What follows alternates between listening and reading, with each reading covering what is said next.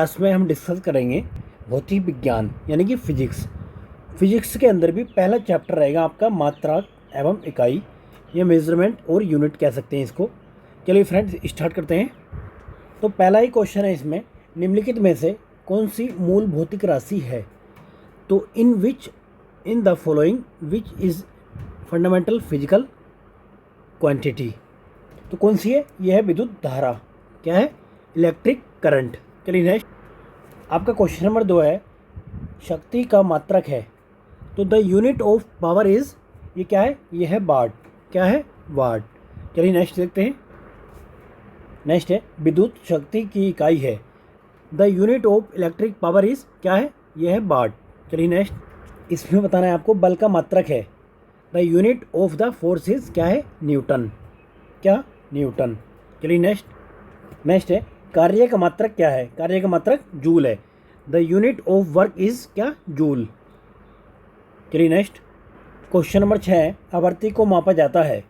Frequency is measured in, तो measured in hertz, यानी कि आवृत्ति को हर्ट्स में मापा जाता है।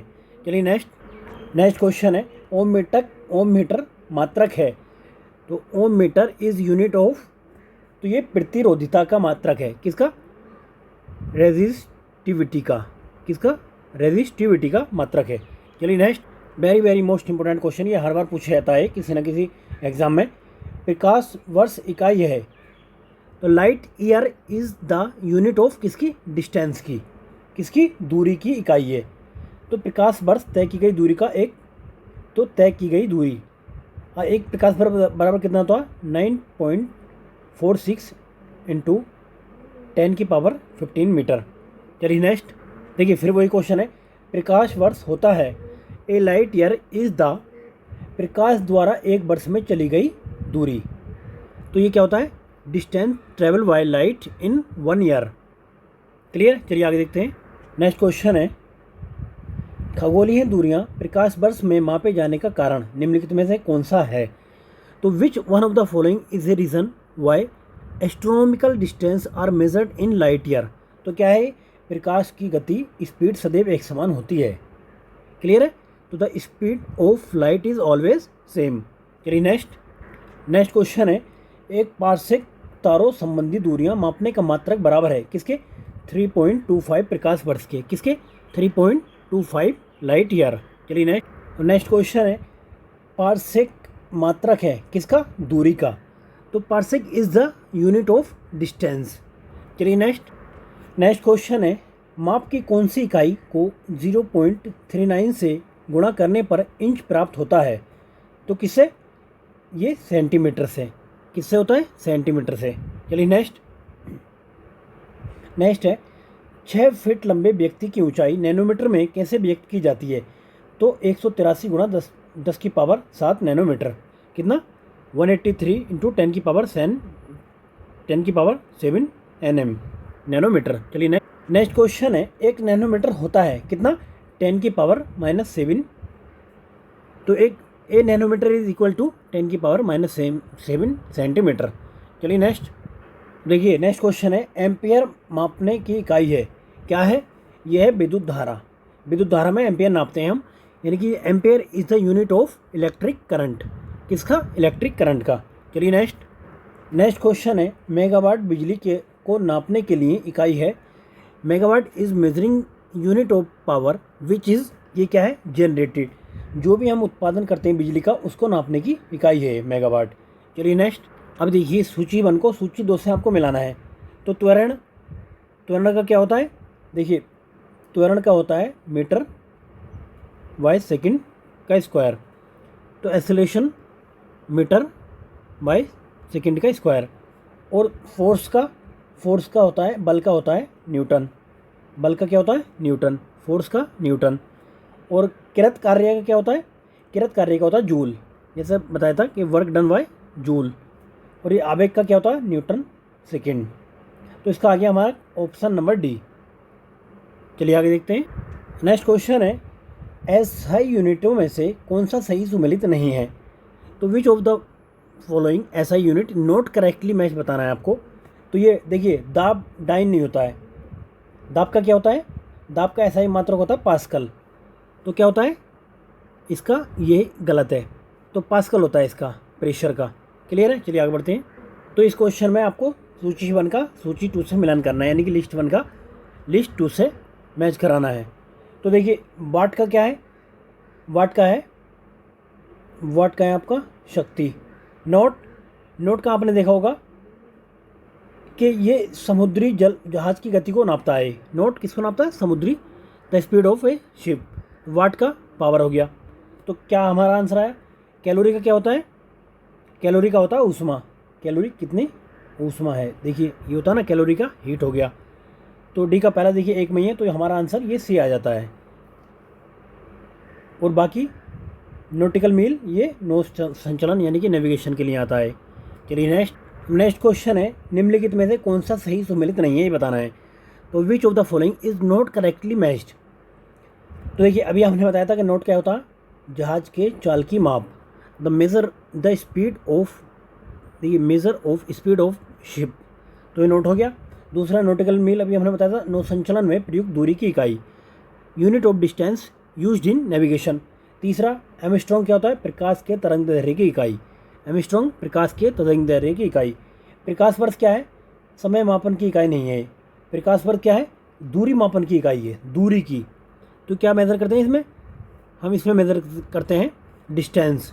क्या मेज़र करते हैं? डिस्टेंस। तो हमारा डी आंसर है इसका। ये मैच सही से नहीं करता है, समय मापन की नहीं, ये दूरी मापन की है। क्लियर है? चलिए आगे बढ़ते हैं। नेक्स्ट क्वेश्चन है, एंगस्ट्रॉम इकाई है। Angstrom is a unit of, तो किसकी इकाई है? तरंग दैर्ध्य की। इंग्लिश में कहेंगे इसकी वेवलेंथ की। तो किसकी यूनिट है? ये है वेवलेंथ की। चलिए नेक्स्ट। तो ये नेक्स्ट क्वेश्चन है, तो इसमें आपको मैच कराना है पहली सूची से दूसरी सूची का। तो देखिए उच्च वेग काय में होता है? मैक में होता है। तरंग दैर्ध्य अभी हमने बताया था, ये आपका एंगस्ट्रॉम है। दाब का पास्कल हो गया। ऊर्जा का जूल होता है, एनर्जी का होता है जूल। तो डी का चौथा आएगा। अब डी का चौथा देखिए कौन से में है इसमें? डी को चौथा 1 में ही, यानी कि ये आपका आंसर आ गया। क्लियर है? ये आपका सी इसका आंसर है। और पहले का पहला, दूसरे का दूसरा, तीसरे का तीसरा, दाब का पास्कल पता होना चाहिए। चलिए नेक्स्ट देखते हैं। नेक्स्ट है, जूल ऊर्जा से उसी तरह संबंधित है जैसे पास्कल किससे संबंधित है? दबाव से। पास्कल किससे संबंधित है? पास्कल संबंधित है प्रेशर से। चलिए नेक्स्ट। 1 माइक्रोन बराबर होता है किसके? 1 micron is equal to 1/1000 millimetre. 1/1000 millimetre. चलिए नेक्स्ट क्वेश्चन है, 1 माइक्रोन लंबाई प्रदर्शित करती है क्या? 10⁻⁻4 सेंटीमीटर की। तो 1 micron represent a length of 10⁻⁻4 centimetre. चलिए नेक्स्ट है आपका, निम्नलिखित में से कौन सा सही सुमेलित नहीं है? आपको पता होगा कि डेसिमल हमने देखा था कि ध्वनि की प्रबलता की माप है। डेसिमल क्या है? Unit of sound intensity. अश्व शक्ति क्या होती है? शक्ति की इकाई होती है। अश्व शक्ति is a unit of power. और आगे समुद्री मील को मापने के लिए हमने क्या देखा था? नौ संचलन के में दूरी की इकाई। तो nautical meals unit of naval distance. Celsius क्या होता है? ऊष्मा की इकाई नहीं होता है, ये ताप को मापने की इकाई होता है। क्या? Celsius is scale and unit of measurement of temperature. तो टेम्परेचर को मापता है ये सेल्सियस। तो ये हमारा डी इसका जो है आंसर है। डी गलत है, यहाँ पे दिया ऊष्मा की इकाई नहीं। चलिए नेक्स्ट है, निम्नलिखित में से कौन सी ऊष्मा की इकाई नहीं है? तो which one of the following is not unit of heat. तो देखिए कैलोरी हीट का इकाई है, किलो जूल हीट की इकाई है, बाकी किलो कैलोरी हीट की इकाई है। वॉट जो है इसकी इकाई नहीं है। क्या? वॉट इसकी इकाई नहीं है। तो वॉट क्या होता है? ये शक्ति को मापने के लिए प्रयोग किया जाता है। इसका किसका? शक्ति को, यानी पावर को नापने के लिए प्रयोग किया जाता है। चलिए नेक्स्ट में पूछ रहा है, ऊष्मा की इकाई निम्नलिखित में से कौन सी नहीं है? तो सेंटीग्रेड ऊष्मा की इकाई नहीं है। क्या? सेंटीग्रेड ऊष्मा की इकाई नहीं है। चलो बच्चों वाला क्वेश्चन पूछते हैं आपसे। 1 किलोमीटर दूरी का तात्पर्य क्या है? A distance of 1 kilometre means 1000 metre. 1000 metre. चलिए नेक्स्ट है, 1 पिकोग्राम बराबर होता है किसके? 10⁻⁻12 ग्राम के। कितना? 10⁻⁻12 ग्राम। नेक्स्ट है, पास्कल इकाई है।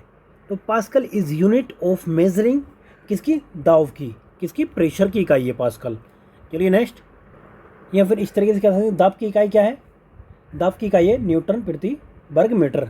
न्यूटन प्रति स्क्वायर मीटर। चलिए नेक्स्ट फिर हर हुआ क्वेश्चन है, एक पारिस्थितिक दाब यानी कि एटमॉस्फेयर प्रेशर की इकाई क्या है? What is the unit of atmospheric pressure? तो ये क्या है? इसकी वार है। क्या, वार। चलिए नेक्स्ट, 1 किलोग्राम प्रति सेंटीमीटर स्क्वायर दाब समतुल्य है किसके, एक वार के, किसके, एक वार के। चलिए नेक्स्ट, अब नेक्स्ट एक इंपॉर्टेंट क्वेश्चन है, कौन सी अदिश राशि है, कौन सी, which one of the following quantities does not have unit. तो कौन सी है, ये दाब है यानी कि फोर्स है।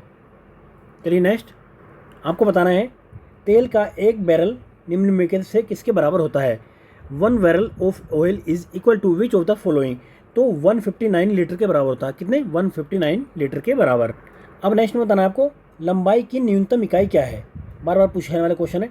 तो इसकी है फर्मोमीटर, क्या, फर्मीमीटर इसकी न्यूनतम इकाई है। चलिए नेक्स्ट, अब देखिए आपको ये मैच कराना है, क्यूसेक का क्या होता है, क्यूसेक होता है प्रवाह की दर, क्यूसेक होता है प्रवाह की दर।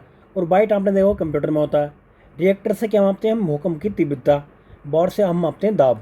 तो इसका आंसर आ गया हमारा बी। क्लियर है भाई, इसमें मिलान कर लेते हैं। तो इसमें आंसर आ गया हमारा बी। चलिए नेक्स्ट, फिर वही क्वेश्चन है, क्यूसेक में क्या मापा जाता है। तो what is the measured in cusec, तो फ्लो ऑफ वाटर, किसमें, जल का बहाव मापा जाता है। चलिए नेक्स्ट है, निम्नलिखित में से कौन सा एक वायुमंडल के ओजोन परत की मोटाई नापने वाली इकाई है, क्या, डब्सन यूनिट में हम ओजोन परत की मोटाई को नापते हैं, डब्सन यूनिट। चलिए नेक्स्ट, फिर सेम क्वेश्चन पूछा गया, डब्सन इकाई का प्रयोग किया जाता है किसमें, ओजोन परत की मोटाई नापने में, थिकनेस ऑफ ओजोन लेयर। चलिए अब देखते हैं मापक यंत्र एवं पैमाने।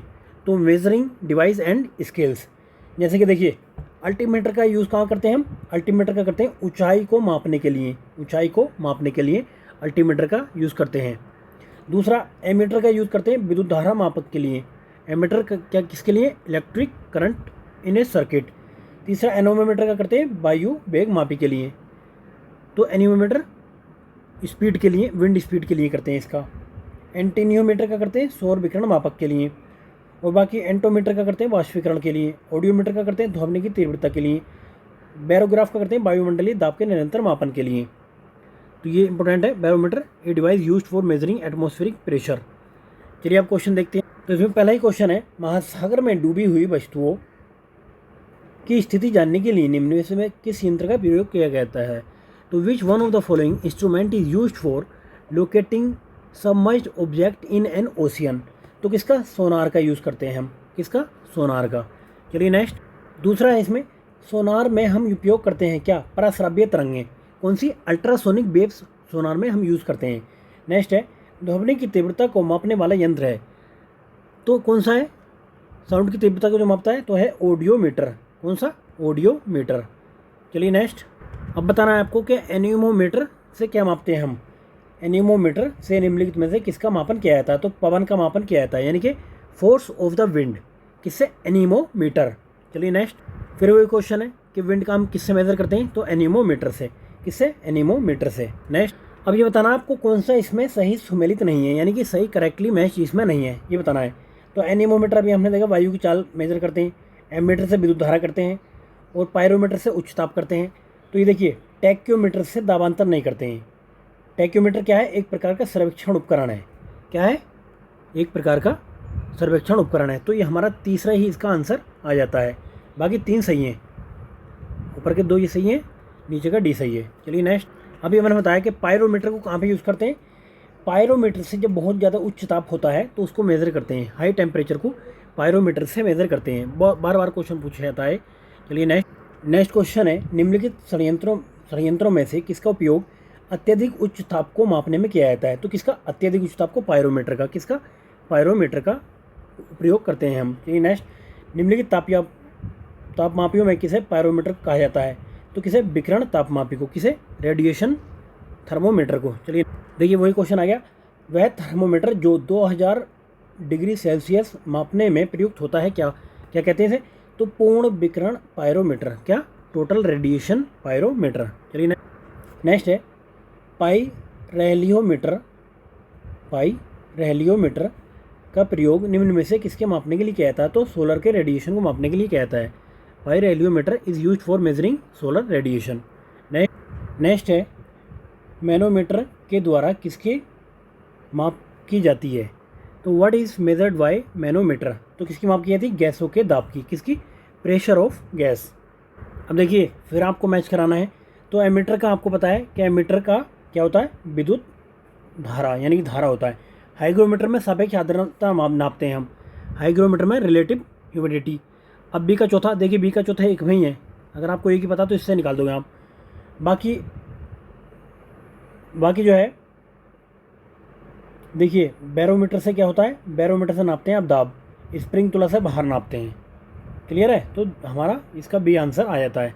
चलिए नेक्स्ट है, कौन सा सही मैच नहीं करता है? बताना है कि नोट करेक्टली मैच कौन सा इसमें से करता है। तो ऑडियोमीटर से हमने देखा था वाहनों के पहिए द्वारा तय की गई दूरी नापते हैं इससे। किससे? ऑडियोमीटर से। तो audiometer measuring instrument for distance covered by motor wheels. और दूसरा ओंडोमीटर से विद्युत चुंबक के तरंगों की माप की जाती है। ऑडियोमीटर से ध्वनि की तीव्रता नापी जाती है। एमीटर से ये गलत है।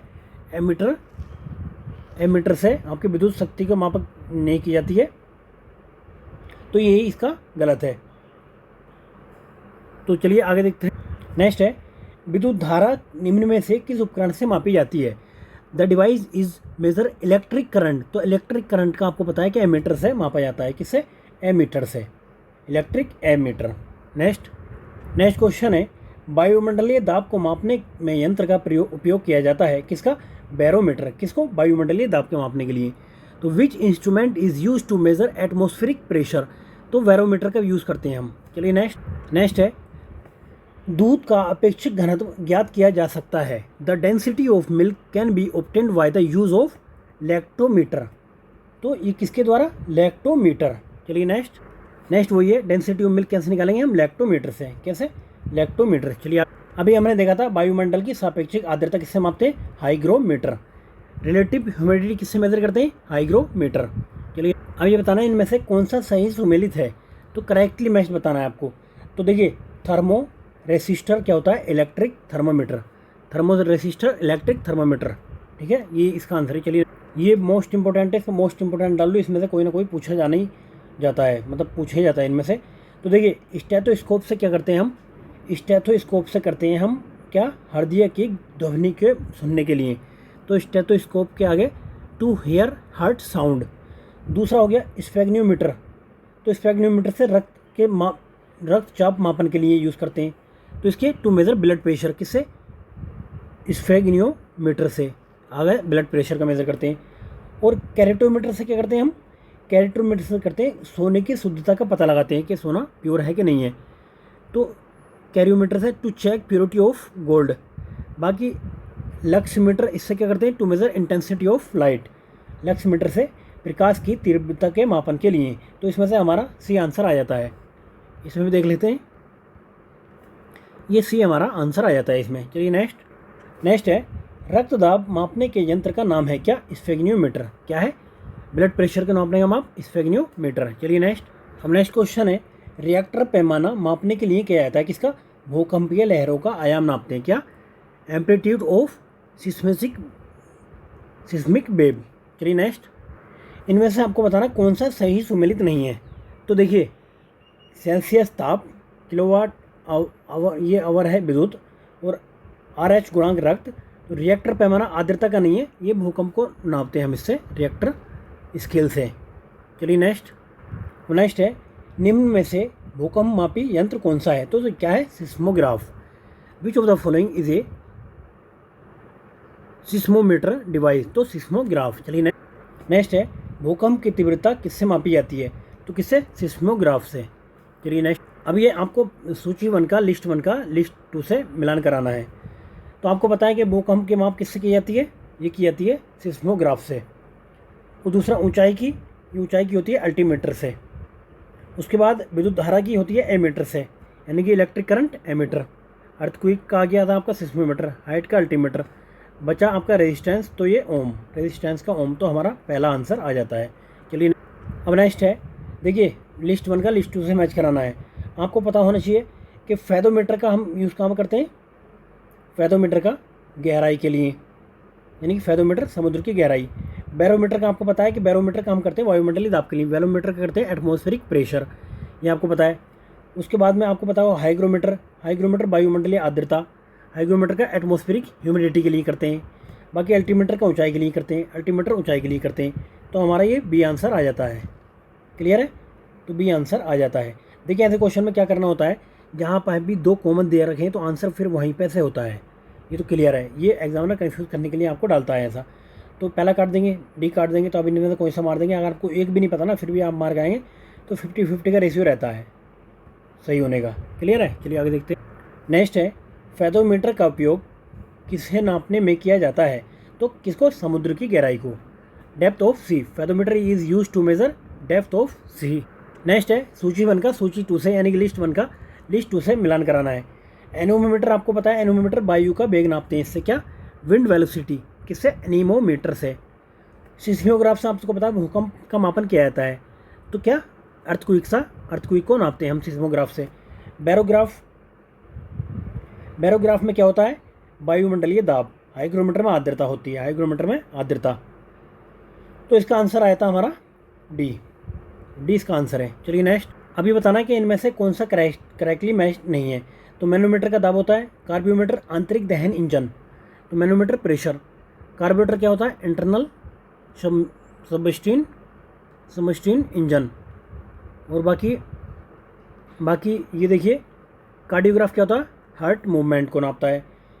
सिस्मोमीटर आपको पता है कि ये सिस्मोमीटर भूकंप को नापता है। इसको ये कार्बोरेटर सरफेस नहीं है इसका, तो डी आंसर आ जाता है। चलिए अब देखिए, आपने चैनल सब्सक्राइब किया कि नहीं किया, और बाकी दोस्तों को शेयर करते नहीं करते। इसका झूठ का पता लगाने के लिए क्या होगा, हम एक यंत्र लेकर आएंगे। तो उस यंत्र का नाम क्या है? इसका नाम है पॉलीग्राफ टेस्ट होता है। तो उससे पता लग जाएगा आपने चैनल को सब्सक्राइब किया अभी तक नहीं किया। तो भाई कर दो, इससे पहले कि आपका टेस्ट कराऊँ मैं। नहीं, ऐसा कुछ नहीं, टेस्ट वेस्ट नहीं करा रहे। करो मत करो, आपके हाथ में होता है, आपका अधिकार है। देखिए पॉलीग्राफ होता है झूठ का पता लगाने के लिए, पायरोमीटर उच्च ताप मापन के लिए, गायरोस्कोप होता है घूमती वस्तु को गति नापने के लिए, और काइमोग्राफ होता है शरीर की क्रियाओं को ग्राफ तैयार मतलब द्वारा निरूपित करने वाला यंत्र।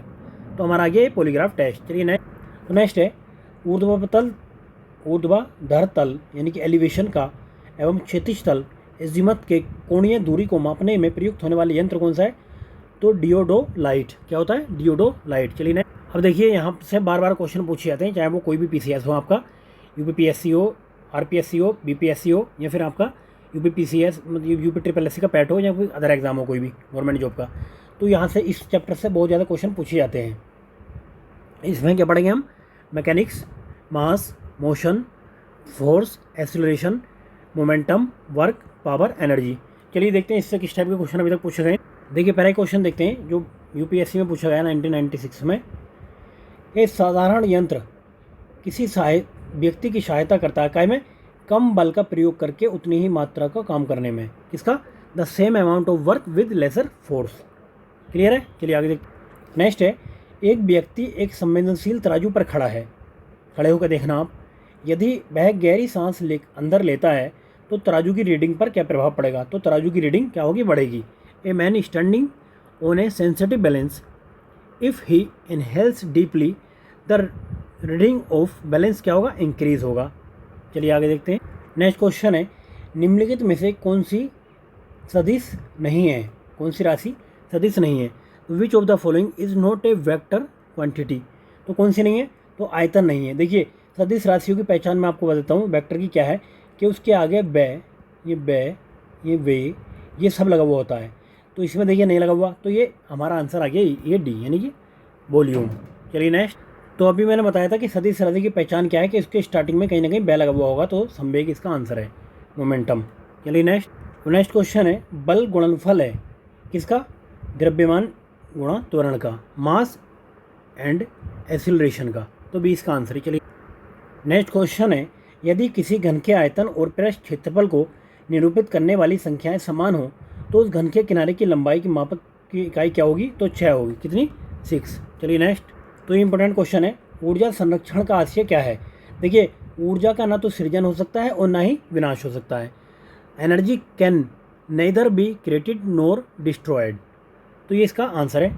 चलिए नेक्स्ट देखते हैं। नेक्स्ट क्वेश्चन है, हवाओं की ऊर्जा होती है, कैसी होती है? केवल गतिज ऊर्जा होती है, ओनली काइनेटिक एनर्जी होती है हवाओं की। चलिए नेक्स्ट, अभी हमने देखा था ये क्वेश्चन के वायु शक्ति विंड पावर में ऊर्जा का कौन सा विद्युत ऊर्जा में परिवर्तित होता है? तो किसमें? गतिज ऊर्जा में, यानी कि काइनेटिक एनर्जी में। चलिए नेक्स्ट क्वेश्चन है, न्यूटन के गति का पहला नियम किस नाम से जाना जाता है? तो इसको कहते हैं जड़ता का नियम। इसको क्या कहते हैं? Law of inertia. अब नेक्स्ट क्वेश्चन है, जब आप ट्रेन में बैठे तो इसको आप सोचना है कि क्या क्या बोलता है क्वेश्चन ये। तो एक ट्रेन जैसे ही चलना आरंभ करती है उसमें बैठे हुए यात्री का सिर पीछे की ओर झुक जाता है। तो इसका कारण क्या है? इसका कारण है स्थिरता का जड़त्व। तो क्या कारण है इसका? As the train start moving the head of passenger sitting inside leans backward because of, तो यह इनर्शिया ऑफ रेस्ट। चलिए अब देखिए नेक्स्ट क्वेश्चन है, सड़क पर चलने की अपेक्षा बर्फ जब पर चलना कठिन होता है क्योंकि it is difficult to walk on the ice than on the road because बर्फ में सड़क की अपेक्षा घर्षण कम होता है। तो ice has a lesser friction than the road. क्यों? क्योंकि फ्रिक्शन कम होता है यहाँ पे। चलिए नेक्स्ट क्वेश्चन है, तेल से अंशतः भरा हुआ तेल का एक टैंकर समतल सड़क पर आगे की ओर एक समान त्वरण से जा रहा है। तेल का मुक्त पृष्ठ क्या होगा? क्षैतिज इसी प्रकार अनंत होगा कि पिछले सिरे पर अधिक गहराई होगी। तो is inclined of the horizontal with large depth at the rear and. तो लास्ट में ज़्यादा गहराई होगी। चलिए नेक्स्ट है, निम्न कथनों पर आपको विचार करना है। Consider the following statement. एक तीक्ष्ण वृत्ताकार पथ पर तीव्र गति से जाता हुआ 4 पहिया वाला वाहन क्या होगा? तो इनमें से कौन सा कथन सही है? तो देखिए बाहरी पहियों पर उल्टेगा, ये बाहरी पहियों पर उल्टेगा, तो ये बात तो ठीक है। दूसरा अंदर के पहियों पर उल्टेगा, तो दोनों बातें तो सही नहीं हो सकती। दूसरा गलत है, तो दूसरा यहाँ है, इधर है, 2 गलत हो गए। अब बाहर की तरफ फिसलेगा, तो ये बात ठीक है, तो बाहर की तरफ फिसलेगा, यानी कि तीसरा स्किड आउटवर्ड। तो पहला और तीसरा इसका स्टेटमेंट ठीक है। चलिए नेक्स्ट, तो इसमें त्वरण ज्ञात करने वाले सही सूत्र को बताना है कौन सा है। तो ए बराबर B minus U by T, A बराबर B minus U by T. चलिए अब देखते हैं मोशन अंडर ग्रेविटी, यानी कि गुरुत्व के अधीन गति के मैंने कौन से क्वेश्चन अभी तक आए। तो देखिए पहला क्वेश्चन है, निम्नलिखित में से किसने न्यूटन से पूर्व ही बता दिया था कि सभी वस्तुएं पृथ्वी की ओर गुरुत्वाकर्षित होती हैं? तो ये बताया था ब्रह्मगुप्त ने। किसने बताया था? ब्रह्मगुप्ता ने। चलिए नेक्स्ट है, गुरुत्वाकर्षण का सिद्धांत किसने दिया था? तो ये दिया था आइजैक न्यूटन ने। किसने? आइजैक न्यूटन ने। चलिए नेक्स्ट क्वेश्चन है, गुरुत्वाकर्षण के सार्वभौमिक नियम का प्रतिपादन किसने किया था?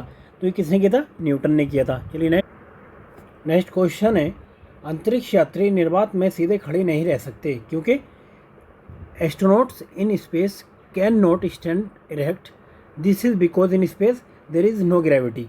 तो वहाँ पे गुरुत्वाकर्षण नहीं होता है।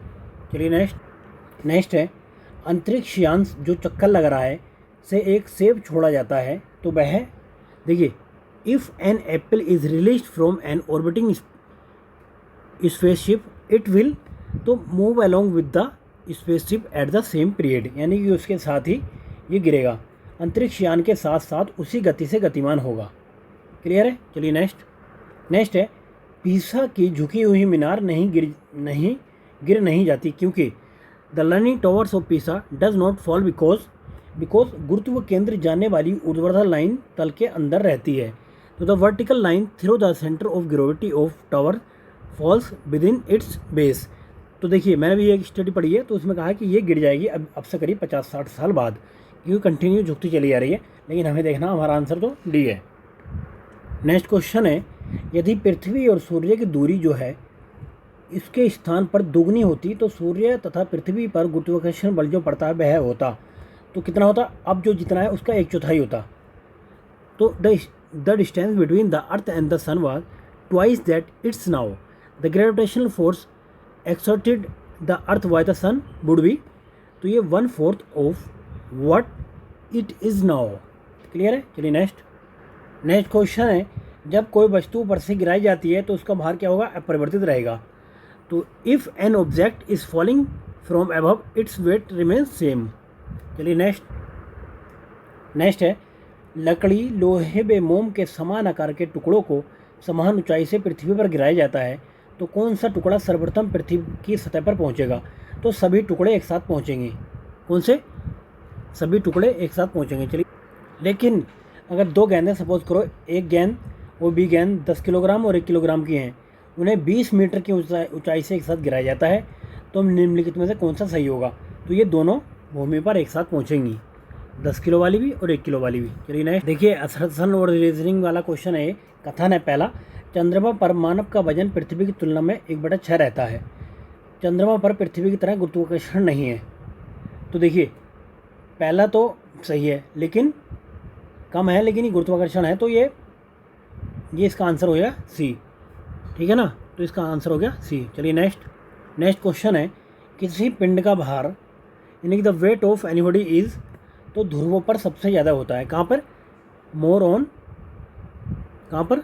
ध्रुवों पर सबसे ज़्यादा होता है। तो ये देखिए बी है इसका, मैक्सिमम एट पोल्स, ध्रुवों पर यानी कि सबसे ज़्यादा होता है। चलिए नेक्स्ट है, मानव शरीर का भार होता है कहाँ पर? ध्रुवों पर सबसे ज़्यादा। The weight of human body is maximum at the poles. चलिए नेक्स्ट क्वेश्चन है, एक ऊंची इमारत से एक गेंद 9.8 मीटर प्रति सेकंड स्क्वायर के समान त्वरण के साथ गिराई जाती है, 3 सेकंड बाद वेग क्या होगा? तो a ball is dropped from the top of a high building with a constant acceleration of 9.8 metre प्रति second square, what will be its velocity after 3 second? तो क्या होगा? देखिए 29.4 मीटर प्रति सेकंड स्क्वायर है, तो इसका आंसर सी होगा। चलिए नेक्स्ट क्वेश्चन है, यदि पृथ्वी का द्रव्यमान वही रहे और त्रिज्या 1% कम हो जाए तो पृथ्वी के तल पर जी का मान क्या होगा? तो जी का मान 2% बढ़ जाएगा, इंक्रीज 2%।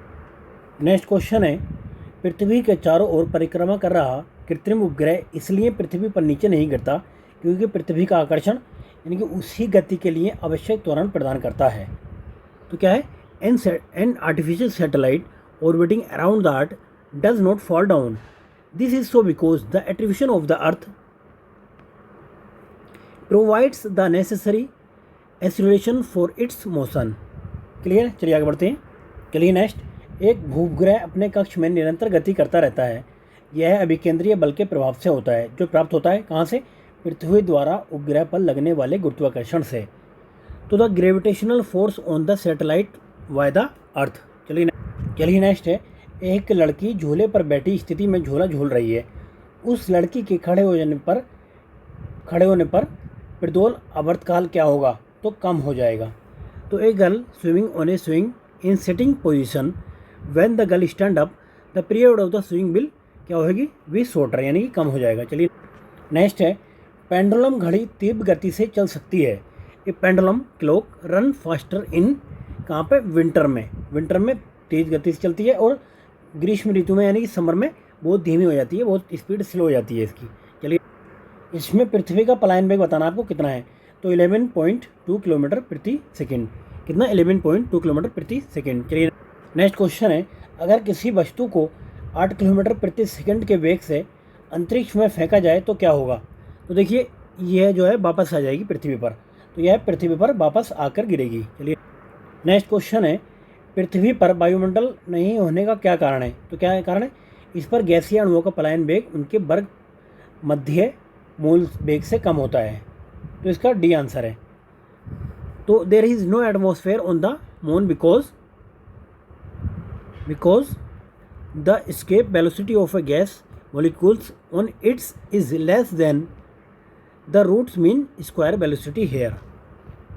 चलिए नेक्स्ट, अब देखते हैं हम स्थल पदार्थों के गुणों यानी कि फिजिकल प्रॉपर्टीज ऑफ मैटर, इससे किस किस टाइप के क्वेश्चन पूछे। तो पहला ही क्वेश्चन है, वर्षा की बूंद गोलाकार आकृति का कारण है क्या? पृष्ठ तनाव। तो ये सरफेस टेंशन की वजह से ये गोल हो जाती है वर्षा की बूंदें, रेनड्रॉप। चलिए नेक्स्ट, फिर वही सेम क्वेश्चन, पानी की बूंद गोलाकार होती है क्यों? पृष्ठ तनाव के कारण, यानी कि सरफेस टेंशन की वजह से पानी की बूंद गोल होती है। नेक्स्ट है, वर्षा की बूंदें गोलाकार होती हैं क्योंकि जल में पृष्ठ तनाव होता है। तो the water has surface tension. चलिए नेक्स्ट है, तेल जल के तल पर फैल जाता है क्योंकि देखिए तेल का जो जल तल तनाव होता है पानी से कम होता है। तो the surface tension of oil is less than water. चलिए नेक्स्ट देखिए, अब आपको इंटरेस्ट आएगा इसमें। मिट्टी का तेल पानी के ऊपर इसलिए तैरता रहता है क्योंकि उसका घनत्व पानी के घनत्व से कम होता है। तो kerosene oil floats on water because it density is less than the density of water. Clear है? चलिए आगे देखते हैं। नेक्स्ट क्वेश्चन है साबुन के बुलबुले के अंदर का दाब, तो देखिए ये वायुमंडलीय दाब से अधिक होता है, तो the pressure inside a soap bubble is more than the atmospheric pressure. चलिए नेक्स्ट देखिए, एक और बड़ा इंटरेस्टिंग क्वेश्चन है, यदि साबुन के दो भिन्न भिन्न व्यास के बुलबुलों को एक नली द्वारा एक दूसरे के संपर्क में लाया जाए तो क्या घटित होगा? तो क्या होगा, छोटा बुलबुला और छोटा और बड़ा बुलबुला और बड़ा हो जाएगा। तो एग्जाम ये इसको तो करके देख सकते हैं आप। If two bubbles of a soap of different diameter come in contact with a tube then what will happen? तो smaller bubble will become smaller and bigger will become bigger. तो दूसरा आंसर इसमें सही है। चलिए तो नेक्स्ट देखते हैं, निम्नलिखित में से किस एक के केशित एकमात्र कारण नहीं है? तो for which one of the following capillarity is not the only reason? तो क्या नहीं, पौधे की जड़ों से जल का इसके पूर्ण समूह की ओर बढ़ना। तो rising of water from the roots of a plant to its foliage. चलिए नेक्स्ट क्वेश्चन है, बत्ती वाली स्टोव में केरोसिन की बत्ती के ऊपर चढ़ने का कारण क्या होता है? कि पृष्ठ तनाव होता है। तो क्या होता है इसका? Kerosene rises in the wick of stove is due to, तो इसका कारण होता है सरफेस टेंशन। चलिए नेक्स्ट है, एक केस नली में जल की अपेक्षा एक तरल अधिक ऊंचाई तक चढ़ता है, इसका कारण क्या है? In a capillary tube a fluid rises more a compare to water it's due to, ये होता है तरल का पृष्ठ तनाव जल की अपेक्षा ज़्यादा है, यानी कि surface tension of a flood is more than the water. चलिए नेक्स्ट क्वेश्चन है, किसी झील की तली से उठकर वायु का बुलबुला ऊपरी सतह तक आएगा तो इसका आकार क्या होगा? तो इसका आकार बढ़ जाएगा, यानी कि when an air bubble at the bottom of lake rises to the top it will increase in size. चलिए नेक्स्ट क्वेश्चन है, बैरोमीटर पटन में अचानक गिरावट हो जाने से निम्नलिखित में से कौन सी एक मौसम दशा इंगित होगी? तो इससे क्या होगा? इससे पता लगता है कि तूफानी मौसम होने वाला है। तो a sudden fall in barometer reading indicates that the weather will be stormy weather. चलिए नेक्स्ट क्वेश्चन है, वस्तु की मात्रा बदलने पर क्या अपरिवर्तित रहेगा, यानी कि क्या नहीं चेंज होगा? तो ये घनत्व चेंज नहीं होता है, तो क्या डेंसिटी इसकी चेंज नहीं होती है। नेक्स्ट है, पानी का अपेक्षित घनत्व सर्वाधिक निम्नलिखित में से किस ताप पर होगा? तो कितना? 4 डिग्री सेल्सियस पर होगा। कितना? 4 डिग्री सेल्सियस। वहीं अगर बात करें, अगर आपसे पूछे एग्जामिनर कि जल का घनत्व अधिकतम होगा, लेकिन अगर ये पूछे केल्विन में कितना होगा, तो केल्विन में 277 केल्विन पर। तो the maximum density of water is at 277 kelvin. Next है, लोहे का एक गोला पारद पर तैरता है किंतु पानी में डूब जाता है। क्लियर है? तो नेक्स्ट है, इसका दूसरा कारण लोहे का अपेक्षित घनत्व पारद के अपेक्षित घनत्व से अधिक होता है, तो ये गलत है। तो केवल इसमें पहला स्टेटमेंट सही है। ठीक है, an iron ball floats on mercury what gets emerge in water, लेकिन ये दूसरा स्टेटमेंट आपका गलत है, तो हमारा आंसर आ गया सी। चलिए नेक्स्ट देखते हैं, लोहे की कील पारे पर क्यों तैरती है जबकि वह पानी में डूब जाती है? तो देखिए होता क्या है कि लोहे का घनत्व पानी से अधिक होता है और पारे से कम होता है। तो the iron has greater density than the water and lesser than the mercury, तो हमारा आंसर आ गया इसका सी। चलिए नेक्स्ट है, एक सुई पानी में डूब जाती है जबकि लोहे से बना जहाज पानी पर तैरता है, क्योंकि? तो a needle sinks in the water वेरेज A ship made of iron floats on it because relative density of the needle is greater than that of water displaced by it। तो होता क्या है कि सुई का अपेक्षित घनत्व उसके द्वारा हटाए हुए पानी के अपेक्षित घनत्व से अधिक होता है। चलिए नेक्स्ट है, लोहे की सुई पानी की सतह पर किस कारण से तैरती है? तो ये पृष्ठ तनाव के कारण, यानी कि iron needle floats on the surface of water due to surface tension. चलिए भाई, जब देखिए नेक्स्ट क्वेश्चन है, जब कुएं से पानी की बाल्टी को ऊपर खींचा जाता है तो हमें महसूस होता है कि बाल्टी पानी की सतह से ऊपर भारी हो गई है। तो while lifting a bucket of water from a well we feel that the bucket becomes heavier above the surface of water. तो इसमें पहला स्टेटमेंट हमारा सही है। चलिए नेक्स्ट क्वेश्चन है, एक भारी गुब्बारे में 200 ग्राम जल भरा गया है, इसका जल में भार होगा तो कितना होगा? शून्य होगा। जल में भार तो शून्य हो, जाहिर सी बात है। तो द वेट इन वाटर क्या होगा? 0 होगा। चलिए नेक्स्ट क्वेश्चन है, बादलों के वायुमंडल में तैरने का कारण क्या है? तो उनका कम घनत्व। क्या है? The clouds floating in the atmosphere because of their low density. चलिए नेक्स्ट क्वेश्चन है, समुद्र में प्लावन बल करते हुए आइसबर्ग का कितना भाग समुद्र की सतह के ऊपर होता है? तो कितना भाग होता है? 1/9। तो while floating in a sea what part of an iceberg is above the surface of the sea? कितना? 1/9। चलिए नेक्स्ट क्वेश्चन है, पानी के गिलास में एक बर्फ़ का टुकड़ा तैर रहा है। जब बर्फ़ पिघलती है तो पानी के स्तर पर क्या प्रभाव पड़ेगा? तो देखिए, पानी का स्तर उतना ही रहेगा। तो an ice cube is floating in a glass of water, what happens to the water level when the ice melt it? तो क्या रहेगा? रिमेन द सेम, यानी कि उतना ही रहेगा। चलिए नेक्स्ट क्वेश्चन है, पानी के 4 डिग्री से ऊपर पर शरीर तैरता है, यदि तापमान 100 डिग्री कर दिया जाए तो क्या होगा? तो शरीर डूब जाएगा। तो a body floats at 4 degree Celsius water, if temperature reach 100 degree Celsius then the body will sink, यानी कि शरीर डूब जाएगा। चलिए नेक्स्ट क्वेश्चन है, समुद्र में नदी की अपेक्षा तैरना आसान होता है क्योंकि समुद्री जल नमकीन होता है।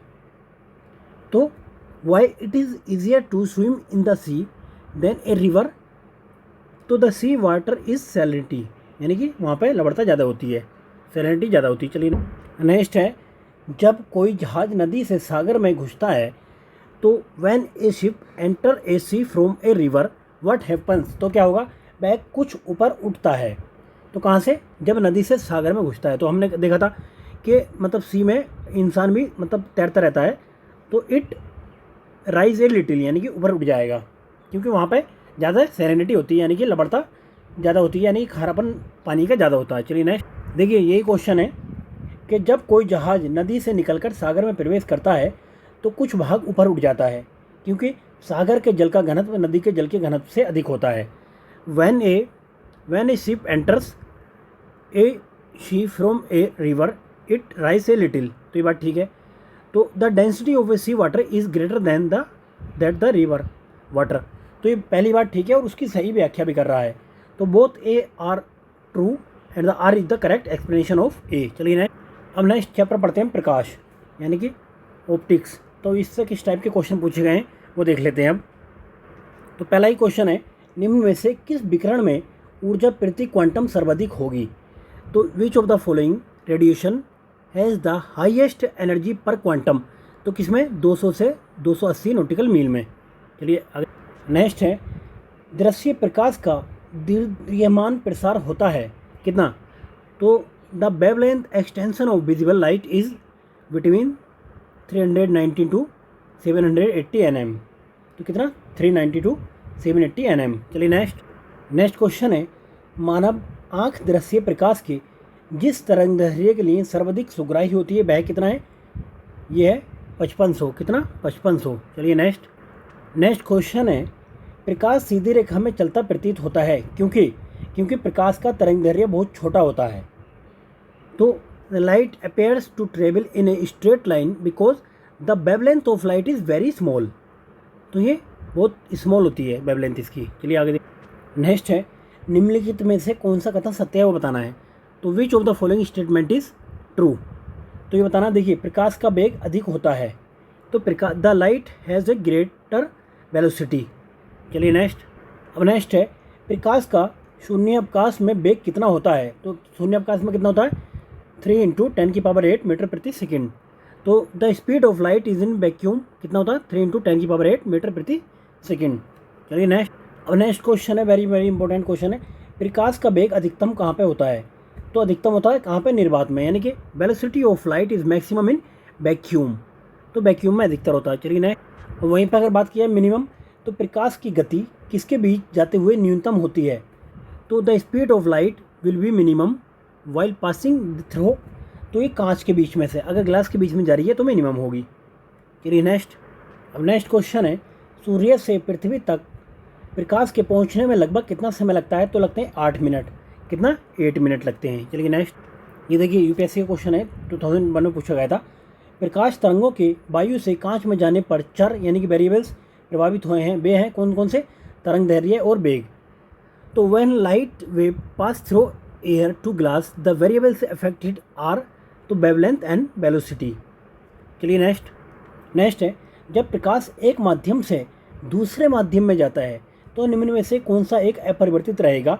तो आपकी आवृत्ति अपरिवर्तित रहेगी। क्या? फ्रीक्वेंसी में कोई चेंजेस नहीं आने का है। चलिए नेक्स्ट क्वेश्चन है, जब प्रकाश की किरण सघन माध्यम से विरल माध्यम में गमन करती है तो क्या होगा? तो इसकी चाल बढ़ जाती है तथा अविलंब से दूर हट जाती है। तो when a ray of light travels from a denser medium to a rarer medium, तो the it speed up and bends away from the normal. चलिए नेक्स्ट क्वेश्चन है, पूर्ण आंतरिक परावर्तन होता है जब प्रकाश जाता है हीरे से कांच में। तो the total internal reflection can take place when light travels from diamond to glass. चलिए नेक्स्ट देखते हैं। नेक्स्ट क्वेश्चन है, प्रकाश तंतु यानी कि ऑप्टिकल फाइबर जिस सिद्धांत पर कार्य करता है वह है किस पर? पूर्ण अभियंतर यानी कि आंतरिक परावर्तन पर।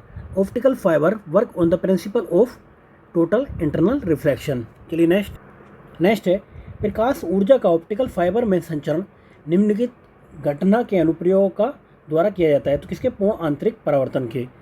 तो the phenomena used in optical fibre for transmission of light energy is, एक सेकेंड, तो क्या है इसका? Total internal reflection. चलिए नेक्स्ट है, निम्नलिखित में से किस परिघटना का उपयोग ऑप्टिकल फाइबर में किया जाता है? तो पूर्ण आंतरिक परिवर्तन का, टोटल इंटरनल रिफ्लेक्शन। अब नेक्स्ट क्वेश्चन है, मरीजों के पेट के अंदर का परीक्षण करने हेतु डॉक्टरों द्वारा एंडोस्कोप निम्नलिखित में से किस सिद्धांत पर कार्य करता है? तो ये भी प्रकाश का सकल आंतरिक परावर्तन। तो एंडोस्कोप किस पर कार्य करता है? तो ये total internal reflection of light. चलिए नेक्स्ट क्वेश्चन है, मृग मरीचिका का कारण है? क्या है? प्रकाश का पूर्ण आंतरिक परावर्तन। तो द रीजन ऑफ मृग is total internal reflection of light.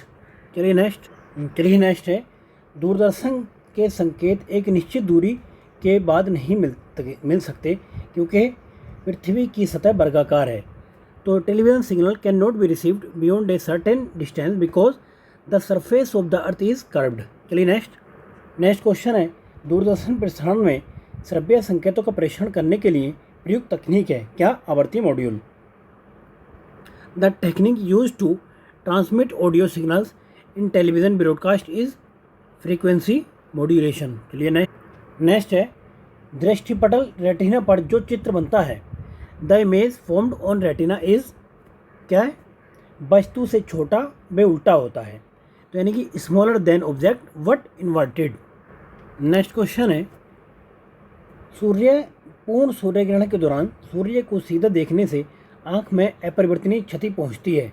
Retina का जलना सूर्य की किरणों के निम्न घटकों में से किस एक के कारण होता है? तो अल्ट्रावायलेट प्रकाश के कारण। Direct viewing of sun during total solar eclipse causes irreversible damage to eyes. The retinal one is caused by which one of the following components of the sun rays? तो अल्ट्रावायलेट लाइट है। चलिए next question है, किसी तारे का रंग दर्शाता है क्या? उसका ताप दर्शाता है। तो the colour of is the star is an indication of its temperature. चलिए नेक्स्ट है, वायुमंडल में प्रकाश के विसरण का कारण क्या है? तो ये क्या है? धूल कण। Diffusion of light in the atmosphere take place due to dirt particles. चलिए नेक्स्ट क्वेश्चन है, प्रकाश का रंग निर्धारित होता है इसके तरंग दैर्ध्य से। The colour of light is determined by wavelength. तो किससे होता है? ये होता है वेवलेंथ से। चलिए नेक्स्ट, तब आपको बताना है कि निम्न में से किस रंग का सबसे लंबा तरंग दैर्ध्य होता है? तो किसका होता है? लाल रंग का। विच one of the colour has the longest wavelength? तो किसका होता है? रेड का होता है। चलिए नेक्स्ट है सबसे कम वेवलेंथ यानी तरंग दैर्ध्य वाला प्रकाश कौन सा होता है। सबसे कम अगर की बात करें तो बैगनी होता है। कौन सा होता है? वायलेट। शॉर्टेस्ट होता है वायलेट। चलिए नेक्स्ट है प्रकाश के दृश्य वर्णन में लाल प्रकाश हरे प्रकाश की अपेक्षा अधिक ऊर्जा स्वी होता है। तो ये गलत है। तो पहला स्टेटमेंट गलत है। और दूसरा लाल प्रकाश का तरंग दैर्ध्य हरे प्रकाश के तरंग दैर्ध्य से अधिक होता है। तो हमारा ये सही है। तो in the visible spectrum of light red light is more energetic than green light. तो ये स्टेटमेंट गलत है। दूसरा the wavelength of red light is more than the green light. तो दूसरा ये सही है हमारा। चलिए नेक्स्ट देखते हैं। क्वेश्चन नंबर नेक्स्ट है कि क्षितिज के समीप सूर्य एवं चंद्रमा के दीर्घवृत्ताकार दिखाई देने का कारण क्या है। तो ये अपवर्तन इसका कारण है। तो the sun and the moon appears elliptical near the horizon because refraction यानी कि अपवर्तन। चलिए नेक्स्ट क्वेश्चन है ट्रैफिक सिग्नल में लाल प्रकाश युक्त होता है क्योंकि इसकी तरंग दैर्ध्य सर्वत्र से ज़्यादा होती हैं। तो it has the longest wavelength. तो रेड कलर की वेवलेंथ सबसे ज़्यादा होती है। चलिए नेक्स्ट है कतरे का सिग्नल लाल रंग का बनाया जाता है क्योंकि लाल रंग का प्रकीर्णन सबसे कम होता है। तो the danger signal is made up of red colour is skated the least. तो ये दोनों बातें सही हैं और एक्सप्लेन भी सही कर रहा है। इसका जो है आपका दोनों बातें ठीक है और एक्सप्लेन सही कर रहा है। तो ये आंसर आ जाता है। चलिए नेक्स्ट है कि आकाश नीला दिखाई पड़ता है क्योंकि नीले प्रकाश का प्रकीर्णन सबसे अधिक होता है। The sky appears blue due to the blue colour is scattered most. चलिए नेक्स्ट वही क्वेश्चन है आकाश नीला लगता है क्योंकि लघु तरंग दैर्ध्यों की अपेक्षा वायुमंडलीय अधिक प्रकीर्णन होता है। तो short wave are scattered more than long waves by atmosphere. चलिए नेक्स्ट है समुद्र नीला प्रतीत होता है क्योंकि आकाश का परिवर्तन तथा जल के कणों द्वारा प्रकाश के परिक्रमण के कारण क्यों होता है। Reflection of sky and scattering of light why the drops of water. Clear है। चलिए नेक्स्ट है हमें हरी घास का रंग हरा दिखाई देता है क्योंकि हरे रंग का प्रकाश को हमारी आंखों पर परिवर्तित करती है। तो the green grass appears green to us because it reflects green colour light to our eyes. चलिए नेक्स्ट क्वेश्चन है किसी उत्तल दर्पण द्वारा अनंत तथा दर्पण के ध्रुव P के बीच रखे बिंब के प्रतिबिंब की प्रकृति क्या होगी। तो आभासी तथा सीधा। तो what will the nature of image formed by a convex mirror when the position of object is between infinite and pole P of the mirror. तो ये क्या है वर्चुअल एंड इरेप्ट होगी ये। अब ये देखिए बार बार पूछा मेरा क्वेश्चन है कि कार के में पीछे के यातायात के दृश्यावलोकन के लिए किस प्रकार के शीशे का प्रयोग किया जाता है। तो उत्तल दर्पण का प्रयोग करते हैं। तो driving car which type of mirror would you like to use for observing the traffic at your back. तो ये कौन सा होता है? ये होता है कॉन्वेक्स मिरर। चलिए नेक्स्ट। तो अभी हमने देखा था कि कौन सा वो होता है कार में कॉन्वेक्स मिरर होता है कौन सा यानी कि उत्तल दर्पण होता है। चलिए नेक्स्ट देखते हैं। देखिए कहाँ पे व्हीकल में कौन सा यूज़ करते हैं कॉन्वेक्स यूज़ करते हैं कौन सा उत्तल दर्पण करते हैं। लेकिन सैलून में देखा होगा आपने दाढ़ी बनाने के लिए काम में लेते हैं क्या फॉर शेविंग वन यूज़। तो वहाँ पे कॉनकेव लेते हैं कौन सा अवतल लेते हैं वहाँ पे दाढ़ी बनाने में। चलिए नेक्स्ट है जब दो समानांतर समतल दर्पणों के बीच कोई वस्तु रखी जाती है तो बनने वाले प्रतिबिंबों की संख्या क्या होती है। तो ये अनंत होती है। The number of images an object place between two parallel mirrors is. तो कितनी होगी ये होगी आपकी इन्फिनाइट। कितनी इन्फिनाइट। चलिए नेक्स्ट क्वेश्चन है प्रकाश में 7 रंग होते हैं रंगों को अलग अलग करने का क्या तरीका है। तो देखिए ये एक प्रिज्म से रंगों को अलग अलग किया जा सकता है। किससे? Light is made of 7 colour what is the method of separating of the colour. तो हम प्रिज्म से अलग कर सकते हैं इसको सेपरेट कर सकते हैं प्रिज्म से। चलिए नेक्स्ट है इंद्रधनुष के रंगों का सही क्रम कौन सा है। तो नीला हरा पीला ब्लू येलो और ब्लू ग्रीन और येलो इसको कहते हैं विबग्योर। क्लियर है। चलिए नेक्स्ट है प्रकाश का वर्ण विक्षेपण संभव है कहाँ पे प्रिज्म में। तो depression of light is possible by prism. चलिए नेक्स्ट है, अधोलिखित में से कौन सा रंग इंद्रधनुष के मध्य में दिखाई देता है? तो ग्रीन है। कौन सा रंग? ग्रीन दिखाई देता है। चलिए नेक्स्ट है, इंद्रधनुष के दोनों सीमांत वर्णपट कौन से हैं? तो कौन से हैं? बैंगनी और लाल। यानी कि हम देखेंगे तो विबग्योर हम देखते हैं, विबग्योर इस तरीके से है, VIBGYOR.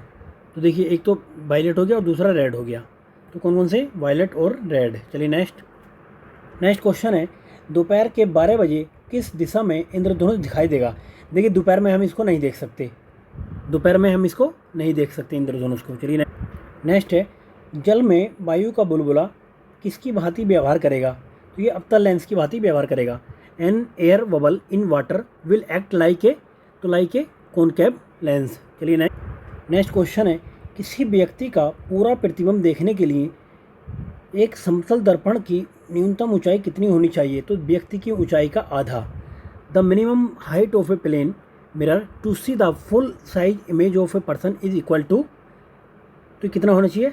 Half the height of a person. चलिए नेक्स्ट है, 1.50 मीटर लंबे व्यक्ति को अपना खड़ा संपूर्ण प्रतिबिंब देखने के लिए आवश्यक दर्पण की न्यूनतम लंबाई क्या होगी? तो इसकी हाफ कर दो आप, 0.75 metre.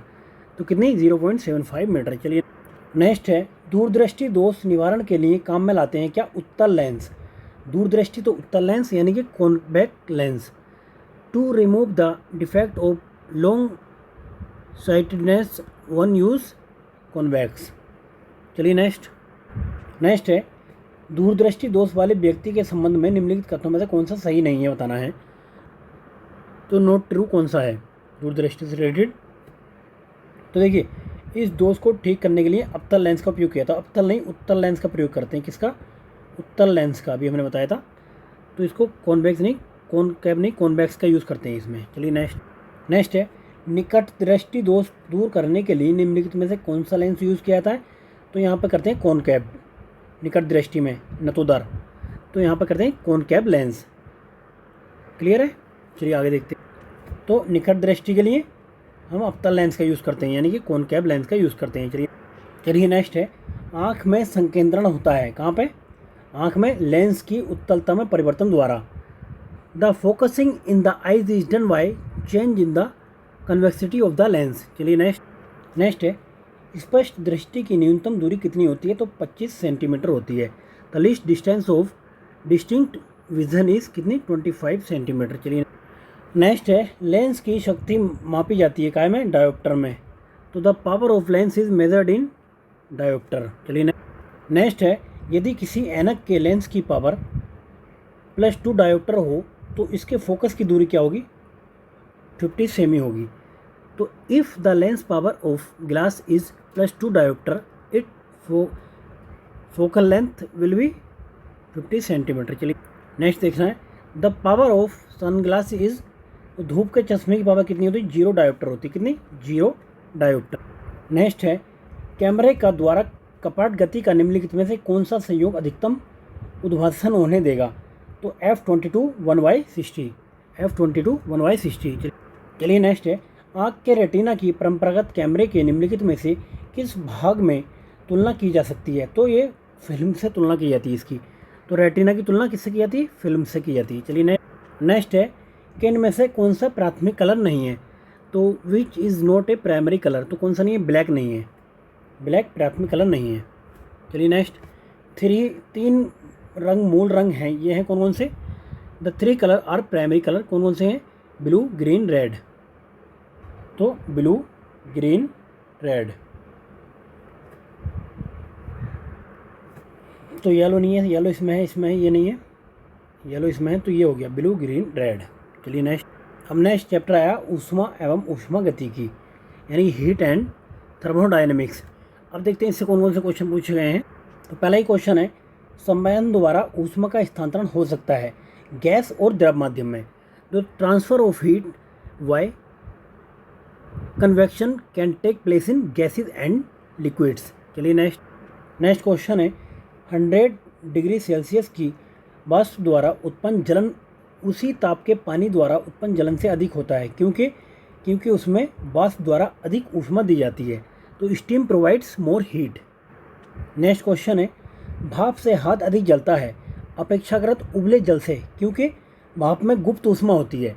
The hand burns more than by steams comparatively to boiling water because the steam has latent heat. चलिए नेक्स्ट है, 1 ग्राम बर्फ़ को 0 डिग्री सी तापक्रम से 100 डिग्री सेल्सियस तापक्रम तक ले जाने के लिए कितनी कैलोरी ऊष्मा की आवश्यकता होगी? तो 720 कैलोरी की। कितनी? 720 कैलोरी की। चलिए ये बहुत ही इंपॉर्टेंट क्वेश्चन है। कितना तापमान होने पर पाठ्यांक सेल्सियस और फ़ारेनहाइट तापमापियों में एक ही होंगे? तो at what temperature are the reading of a centigrade and Fahrenheit thermometer the same? कितने पर? -40 डिग्री पर। कितना? -40। चलिए नेक्स्ट, एक स्वस्थ मनुष्य के शरीर का ताप कितना होता है? तो 37 डिग्री सेल्सियस। कितना? 37 डिग्री सेल्सियस। चलिए वहीं पर अगर केल्विन की बात करें, केल्विन मान पर मानव का शरीर का तापमान कितना होता है? तो 310 केल्विन। कितना? 310 केल्विन। चलिए नेक्स्ट देखिए, मानव शरीर का सामान्य तापक्रम 98.4 फ़ारेनहाइट इसके बराबर सेल्सियस तापमान कितना होगा? 36.89। कितना? 36.89। चलिए नेक्स्ट सेल्सियस स्केल पर मानव शरीर का तापमान कितना होगा? 36.9। चलिए नेक्स्ट है, ठंडे प्रदेशों में पारा के स्थान पर अल्कोहल तापमापी द्रव के रूप में प्रयोगिता दी जाती है, क्योंकि अल्कोहल का द्रवण निम्नतर होता है। तो the alcohol has a lower freezing point. चलिए नेक्स्ट है, स्वचालित इंजनों हेतु निम्नलिखित में से कौन सा एक हिमरोधी के तौर पर प्रयुक्त किया जाता है? तो एथिलीन ग्लाइकोल। क्या? Ethylene glycol. चलिए नेक्स्ट क्वेश्चन है, परम शून्य ताप क्या है? तो ये सैद्धांतिक रूप से न्यूनतम संभव तापमान है। तो ये क्या है? Absolute zero temperature. ये थर्मोटिकली द लोएस्ट पॉसिबल टेम्परेचर होता है। चलिए नेक्स्ट है, गर्म करने से विस्तारण क्या होता है? पदार्थ का घनत्व घटा देता है। तो expansion during heating decrease the density of material. चलिए नेक्स्ट है, जब बर्फ़ पिघलती है तब तो आयतन घटता है। तो when ice melt then volume decrease होता है। चलिए नेक्स्ट है, थर्मोस्टेट का प्रयोग क्यों होता है? तो तापमान को स्थिर करने के लिए। तो what is the use of thermostat? तो इसका यूज़ करते हैं हम किसके लिए? ये करते हैं हम मेंटेन द टेम्परेचर। चलिए नेक्स्ट, थर्मोस्टेट संबंधित है किससे? टेम्परेचर से। किससे? टेम्परेचर से। चलिए नेक्स्ट है, रेफ्रिजरेटर में थर्मोस्टेट का कार्य क्या है? तो एक समान तापमान को बनाए रखना। तो क्या है? What is the function of the thermostat of refrigerator? तो क्या है? To maintain constant temperature. चलिए नेक्स्ट है, रेफ्रिजरेटर में खाद्य पदार्थ ताज़ा रखने हेतु सुरक्षित तापमान क्या है? तो the safest temperature for keeping food fresh in A refrigerator is 4 degree Celsius. कितना? 4 डिग्री सेल्सियस। मोस्ट इंपोर्टेंट है, पूछा था बार। चलिए नेक्स्ट देखिए, ये प्रयोग मैंने करा, सफल हुआ है, आप भी करके देखें। जब सीले बिस्कुटों को थोड़ी देर के लिए फ्रिज के अंदर रखा जाता है तो कुरकुरे हो जाते हैं। क्यों? क्योंकि फ्रिज के अंदर आर्द्रता कम होती है, इसलिए अतिरिक्त नमी अवशोषित हो जाती है। तो क्या होता है? Humidity inside the fridge is very low, तो and extra moisture is observe. तो दूसरा आंसर इसका सही है। चलिए नेक्स्ट क्वेश्चन है, कथनों और कारणों पर विचार करना है। कथन एक है, यदि फ्रीजर पर बर्फ़ इकट्ठी होती है तो रेफ्रिजरेटर में शीतलन बुरी तरीके से प्रभावित होती है, क्योंकि बर्फ़ एक दुर्बल चालक है। तो if ice collect in the freezer the cooling in the refrigerator is affected adversely because ice is पर कंडक्टर। तो ये दोनों बातें ठीक है और सही एक्सप्लेनेशन भी करता है। क्लियर है? चलिए नेक्स्ट क्वेश्चन है, तांबे के एक टुकड़े को तथा कांच के एक टुकड़े को एक ही तापमान पर गर्म किया गया, उसके बाद स्पर्श करने पर तांबे का टुकड़ा कांच के टुकड़े की अपेक्षा अधिक गर्म लगता है। कारण क्या? तांबे का घनत्व कांच के घनत्व से अधिक है। तो ये देखिए, बातें तो दोनों ठीक है, लेकिन ये एक्सप्लेनेशन सही नहीं कर रहा है इसको, है ना। तो ये हमारा भी आंसर है। चलिए नेक्स्ट है, ठंड के दिनों में लोहे के गुटके और लकड़ी के गुटके को प्रातःकाल में छुएं तो लोहे का गुटका ठंडा लगता है। क्योंकि लकड़ी की तुलना में लोहा ऊष्मा का अधिक अच्छा चालक है। तो it in comparison to the wood iron is good conductor of heat. चलिए नेक्स्ट है, यदि हवा का तापमान बढ़ता है तो उसकी जलवाष्प ग्रहण करने की क्षमता पर क्या प्रभाव पड़ेगा? ये भी बढ़ती है। तो if the temperature of air increase how would it effect it is ability to assume water vapour, क्या होगा, ये भी इंक्रीज होगी। चलिए नेक्स्ट क्वेश्चन है, तेज हवा वाली रात में ओस नहीं बनती क्योंकि बाष्पीकरण की दर तेज होती है। In the night of strong wind due is not form because rate of evaporation is fast. चलिए नेक्स्ट है, कमरे में लगा हुआ वातानुकूलक क्या नियंत्रित करता है, तो केवल आर्द्रता और तापक्रम, क्या, ह्यूमिडिटी एंड टेम्परेचर ओनली। चलिए नेक्स्ट है, डेजर्ट कूलर द्वारा शीतलन किस पर आधारित है, तो ये बाष्प शीतलन, क्या, एवोपरेटिंग कूलिंग। चलिए नेक्स्ट है, cooling is done by releasing of compressed gas, तो संपीड़ित गैस के द्वारा। चलिए नेक्स्ट, निम्नलिखित अवस्थाओं में किसमें गीले कपड़े अधिक जल्दी सूख जाएंगे, तो जितनी ह्यूमिडिटी कम होगी और टेम्परेचर हाई हो। तो in which of the following condition wet cloth will dry earliest, तो देखिए ये हमने कहा ह्यूमिडिटी कम हो टेम्परेचर ज़्यादा हो, तो ह्यूमिडिटी कम टेम्परेचर ज़्यादा एक में ही है, तो इसमें ये जल्दी सूख जाएंगे। चलिए नेक्स्ट है, जब पानी में नमक मिलाया जाता है तो निम्न में से कौन सा परिवर्तन होता है, तो देखिए क्वथनांक बढ़ जाता है, जमा बिंदु घट जाता है। तो which one of the following changes occurs when salt is added into the water, तो boiling point is increased and freezing point decrease. चलिए नेक्स्ट, जल में जब पानी में साधारण नमक मिलाया जाता है तो पानी के क्वथनांक बिंदु और हिमांक बिंदु क्या होंगे, तो देखिए क्वथनांक बिंदु बढ़ेगा और हिमांक बिंदु घटेगा, क्या होगा, क्वथनांक बिंदु बढ़ेगा और हिमांक बिंदु घटेगा। चलिए नेक्स्ट है, बताना है कि कारण और कथन क्या है, तो कथन है ऊंचाई वाले स्थानों में भोजन पकने के लिए उसमें नमक मिलाया जाता है क्योंकि ऊंचाई वाले स्थानों में तापमान कम होता है, तो तापमान तो कम होता है लेकिन ये व्याख्या नहीं करता इसके क्वथनांक को कम करने के लिए, तो इसका आंसर हो गया बी। तो salt is used for cooking the food at place in higher from sea level, तो temperature is low in the higher place, तो बातें दोनों ठीक है लेकिन एक्सप्लेनेशन सही नहीं कर रहा है, सही है, तो इसलिए मिलाया जाता है, इससे जल में नमक मिलाने पर जल का क्वथनांक बढ़ जाता है जिससे भोजन जल्दी से पक जाता है। चलिए नेक्स्ट क्वेश्चन है, थर्मस बोतल में पेय पदार्थ को कुछ समय तक उसी ताप पर रखने के लिए उसकी दीवारों पर कौन सी परत लगाई जाती, तो रजत की परत, काहे की सिल्वर की परत लगाई जाती है। नेक्स्ट है, थर्मस फ्लास्क में लंबे समय तक तरल गर्म या ठंडा रहता है क्योंकि ऊष्मा की कोई हानि अथवा प्राप्त नहीं होती है, तो देखिए संचलन भी होता है इसमें और संवहन विकिरण भी होता है, तो दोनों होती हैं, क्या, बहुत होते हैं इसमें। चलिए नेक्स्ट है कि गर्मियों में सफ़ेद कपड़े पहनना ज़्यादा आरामदायक है क्योंकि it is more comfortable to wear white cloth in summer because they reflect all the heat falling on them, यानी कि वे ऊपर पड़ने वाली सारी ऊष्मा को परिवर्तित कर देते हैं। चलिए नेक्स्ट है, श्वेत वस्त्र काले वस्त्रों की अपेक्षा ठंडे होते हैं क्योंकि वे संपूर्ण प्रकाश को परिवर्तित कर देते हैं, they reflect all the whole light. चलिए नेक्स्ट, पसीने का मुख्य उपयोग क्या है, ये शरीर के टेम्परेचर को कंट्रोल करता है, तो the most important function of respiration is due to the regulate body temperature.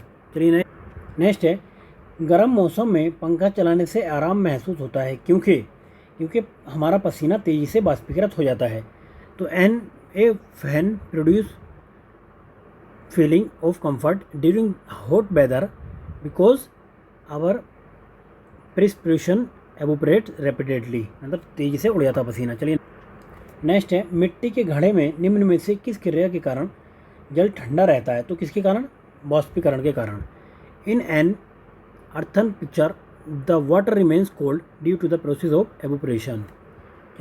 Next है, ग्रीष्मकाल में आर्द्र ऊष्मा का अनुभव होता है जब उमस वाला होता है, तो in the season of summer we experiences a humid when weather is humid weather. चलिए नेक्स्ट है, शुष्कता दशा संदर्भित करता है किसको, निम्न आर्द्रता को, तो किसको करता है, लो ह्यूमिडिटी। नेक्स्ट है, प्रेशर कुकर में खाना जल्दी पक जाता है क्योंकि the food get cook faster in pressure cooker because water start boiling at a higher temperature due to high pressure, तो दूसरा स्टेटमेंट सही, यानी कि अधिक दाब पर पानी अधिक तापक्रम पर उबलने लगता है। चलिए नेक्स्ट है, प्रेशर कुकर में खाना कम समय में पकता है क्योंकि अधिक दाब के कारण पानी का ताप बढ़ जाता है। नेक्स्ट है, देखिए pressure cooker cook food is lesser time because, तो temperature of boiling water increase due to high pressure. चलिए नेक्स्ट है प्रेशर कुकर के अंदर उच्चतम ताप निर्भर करेगा किस पर? ऊपर के छेद का क्षेत्रफल व उस पर रखे गए वजन पर। तो maximum temperature inside pressure cooker depends area of hole on the top and weight kept on it. चलिए नेक्स्ट है जब पानी को 0 डिग्री से 10 डिग्री सी तक गर्म किया जाता है तो इसका आयतन तो पहले घटता है फिर बढ़ता है। तो when water is heated from 0 degree to 10 degree Celsius it volume first decrease and then increases. Next question है जब किसी बोतल में पानी भरा जाता है तो उसे जमने दिया जाता है तो बोतल टूट जाती है, क्यों? पानी जमने पर फैलता है। तो पानी जमने पर फैलता है, वाटर एक्सपेंड्स अपॉन फ्रीजिंग। चलिए नेक्स्ट भी वही है, पानी से भरी डाट लगी बोतल जमने पर टूट जाएगी क्योंकि ये जो है आयतन बढ़ जाता है, जमने पर जल का आयतन बढ़ जाता है। तो the volume of water increase on freezing. चलिए अब नया चैप्टर स्टार्ट करते हैं, तरंग गति यानी कि वेव मोशन। देखते हैं इससे किस टाइप के क्वेश्चन पूछे गए हैं। चलिए देखते हैं। पहला ही क्वेश्चन है कौन सी यांत्रिक तरंगें हैं? तो ध्वनि तरंगें यांत्रिक हैं। कौन सी? Sound wave. चलिए नेक्स्ट है अनुदैर्घ्य तरंगों का उदाहरण है। कौन सी? ध्वनि तरंगें। कौन सी? Longitudinal wave. नेक्स्ट है दीर्घ रेडियो तरंगें पृथ्वी की किस सतह से परिवर्तित होती हैं? तो ये आयन मंडल से यानी कि आयनोस्फीयर से परिवर्तित होती हैं। चलिए नेक्स्ट है बेतार के तार का संपर्क पृथ्वी के धरातल को परिवर्तित किया जाता है। कहाँ से? आयनोस्फीयर से। कहाँ से? आयनोस्फीयर। नेक्स्ट रेडियो तरंगें कहाँ से वापस आती है? आयन मंडल से यानी कि आयनोस्फीयर से। चलिए आगे देख। नेक्स्ट काफ़ी इंपॉर्टेंट है, कौन सी तरंगें शून्य में संचरण नहीं कर सकती हैं? तो ये कौन सी तरंगें हैं? ये आपकी साउंड वेव यानी ध्वनि तरंगें। तो which wave can not be transmitted through vacuum? तो ये साउंड वेव है, इनको कोई ना कोई जो है वो चाहिए, मतलब वस्तु चाहिए, मतलब क्या कोई भी माध्यम चाहिए चलने के लिए। चलिए नेक्स्ट है कॉस्मिक किरणें हैं क्या आवेशित कण हैं?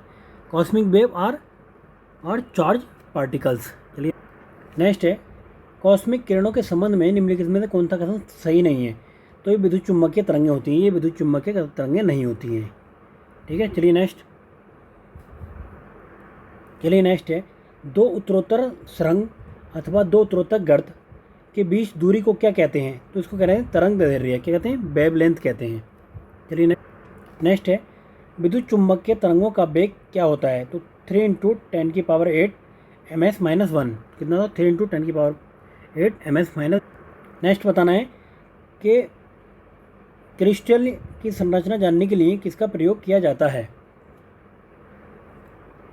तो किसका किया जाता है? ये एक्स किरणों का।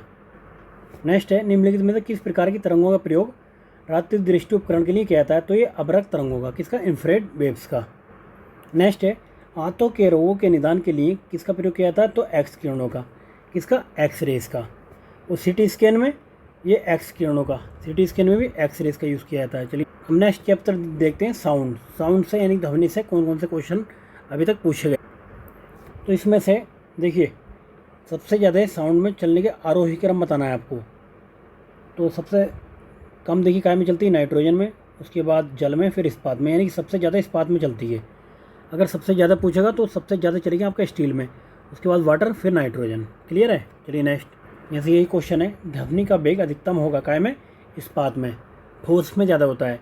The sound will be the highest velocity in steel. Next question है ध्वनि तरंगें कहाँ कहाँ पे चल सकती हैं? ठोस और गैस दोनों में चल सकती हैं। Sound wave can travel both solid and gaseous medium. चलिए नेक्स्ट है नीचे दिए गए विकल्पों में से ध्वनि आर पार नहीं जा सकती। कहाँ पे? निर्वात में। तो कहाँ पे नहीं जा सकती? वैक्यूम में नहीं जा सकती है। चलिए नेक्स्ट है चंद्रमा के धरातल पर दो व्यक्ति एक दूसरे की बात नहीं सुन सकते क्योंकि वहाँ पर वायुमंडल नहीं है।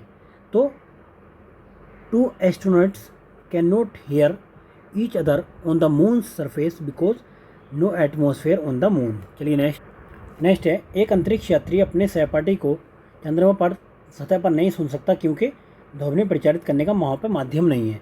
There is no medium for sound propagation.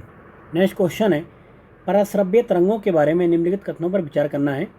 देखिए यह कीटों को नष्ट कर सकती है, यह कपड़ों से धूल हटाकर उन्हें साफ कर सकती है। बीमारियों को उपचार में प्रयोग किया जा सकता है। स्वचालित दरवाज़ों को नियंत्रित किया जा सकता है। तो इनमें से ऑल ऑफ द अबव यानी कि सभी किया जा सकता है, इससे पॉसिबल है। चलिए नेक्स्ट है परस्रवित वे ध्वनियाँ हैं जिनकी आवृत्ति 20,000 से अधिक होती है। तो ultrasonic are sound waves of frequency greater than 20,000 hertz. चलिए नेक्स्ट, मनुष्य कितने से कितने तक सुन सकता है? 20 हर्ट्ज से 20,000 हर्ट्ज तक। चलिए नेक्स्ट, एक जैव पद्धति जिसमें परस्रव्य ध्वनि का उपयोग किया जाता है क्या है? सोनियोग्राफी। कहाँ पे? सोनियोग्राफी। चलिए आपकी दोस्त उड़ सकती है और अपने शिकार भी कर सकती है, इसका कारण क्या है? तो देखिए आपकी दोस्त जो है परध्वनि तरंगें निकालती है और उन्हीं के द्वारा निर्देशित होती थी। तो वेट्स यानी कि आपकी दोस्त can fly during dark night and also prey. This is because they produce ultrasonic waves and are guided by them. ठीक है नहीं, आपकी दोस्त नहीं, सबकी दोस्त हो सकती है, कोई भी हो सकती है इसमें। चलिए नेक्स्ट है पारध्वनिक जेट की उड़ान के कारण क्या होता है? ओजोन लेयर में बाधा आती है, डिप्रेशन इन ओजोन लेयर। चलिए नेक्स्ट है डेसिबल किसके मापन के लिए प्रयोग में लाया था? तो वातावरण में ध्वनि के। क्या? Sound in atmosphere. Next, decibel इकाई का प्रयोग किया था काय में? ध्वनि की तीव्रता नापने में।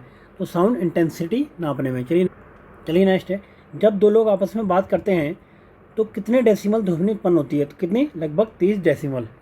कितनी होती है? 30 डेसिमल। चलिए नेक्स्ट काफ़ी इंपॉर्टेंट है। WHO ने के अनुसार एक नगर के लिए सुरक्षित प्रदूषण स्तर क्या है? तो ये WHO ने बताया था 45 dB। कितना? 45 dB। चलिए नेक्स्ट है मनुष्यों के लिए शोर की सह सीमा करीब कितनी होती है? 85 डेसिमल। कितनी? 85 डेसिमल।